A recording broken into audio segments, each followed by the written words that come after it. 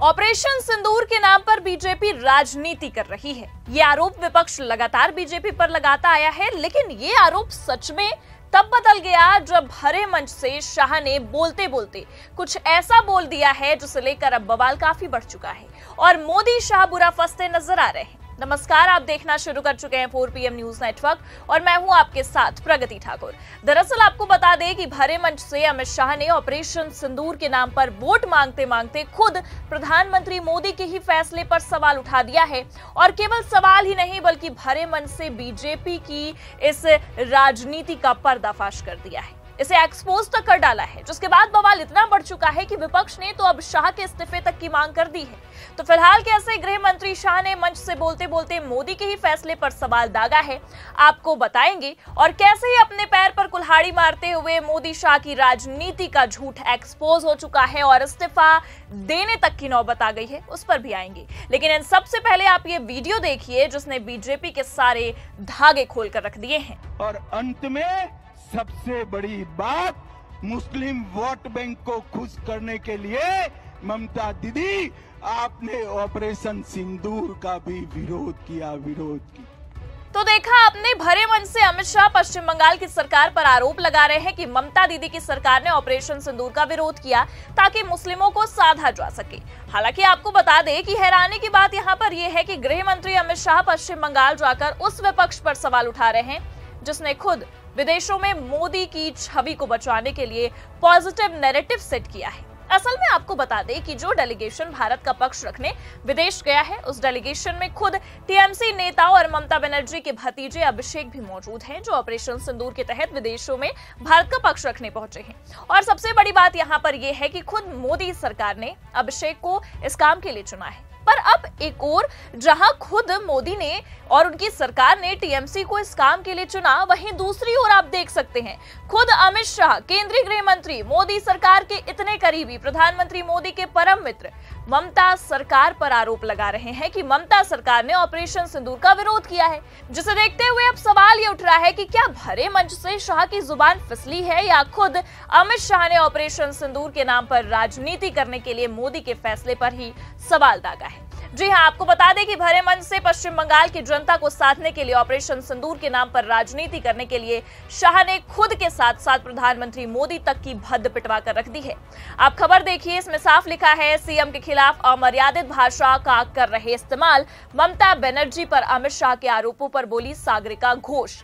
आगे लिखा है, तृणमूल कांग्रेस से राज्यसभा सांसद सागरिका घोष ने केंद्रीय गृह मंत्री अमित शाह के पश्चिम बंगाल दौरे को लेकर उन पर निशाना साधा। शाह ने अपने 2 दिवसीय बंगाल दौरे के दौरान ममता बनर्जी पर गंभीर आरोप लगाए। सागरिका घोष ने अमित शाह के बयान की निंदा करते हुए कहा कि उन्होंने जैसी भाषा का प्रयोग किया, लग रहा था कि वो केंद्रीय मंत्री नहीं बल्कि एक बीजेपी के कार्यकर्ता है। उन्होंने कहा है कि ऐसे समय में जब तृणमूल कांग्रेस भारत सरकार के साथ है और हमारी पार्टी के महासचिव भारतीय डेलीगेशन के साथ विदेशी दौरे पर हैं और पाकिस्तान की जमकर आलोचना कर रहे हैं, इस दौरान कोई और नहीं बल्कि खुद गृह मंत्री अमित शाह बंगाल आते हैं और वो एक बीजेपी कार्यकर्ता की ही तरह हमारी मुख्यमंत्री ममता बनर्जी के खिलाफ अमर्यादित भाषा का इस्तेमाल करते हैं। और इतना ही नहीं, आपको ये भी बता दें कि टीएमसी ने अमित शाह पर कई सारे आरोप लगाए हैं। आरोप लगाना इस वक्त लाजमी है क्योंकि जहां एक तरफ भारतीय जनता पार्टी ऑपरेशन सिंदूर के नाम पर बिहार से लेकर पश्चिम बंगाल तक राजनीति करने से बाज नहीं आ रही है, और इतना ही नहीं बल्कि आपको ये भी बता दें कि बिहार चुनाव से पहले तो प्रधानमंत्री मोदी ने ऑपरेशन सिंदूर के नाम पर वोट मांगना भी शुरू कर दिया है। बिहार पहुंचते ही मोदी का यही कहना रहा कि जो वचन देकर गया था आज मिट्टी में मिलाने का वो पूरा करके ही लौटा हूं। ये इनकी राजनीति नहीं तो और क्या है। तो वहीं आप ये भी देख सकते हैं कि अमित शाह को ही देख लीजिए, अपने 2 दिवसीय दौरे में भी उन्होंने पूरी तरह से पश्चिम बंगाल को पहलगाम हमले और खासकर ऑपरेशन सिंदूर के नाम पर साधने की कोशिश की। हालांकि यह साधना कुछ ज्यादा कारगर साबित नहीं हुआ क्योंकि जो आरोप अमित शाह ने ममता सरकार पर लगाए वो पूरी तरह से बेबुनियादी ही नजर आए, जिसे देखते हुए टीएमसी ने खुद अमित शाह की लंका लगाकर रख दी है।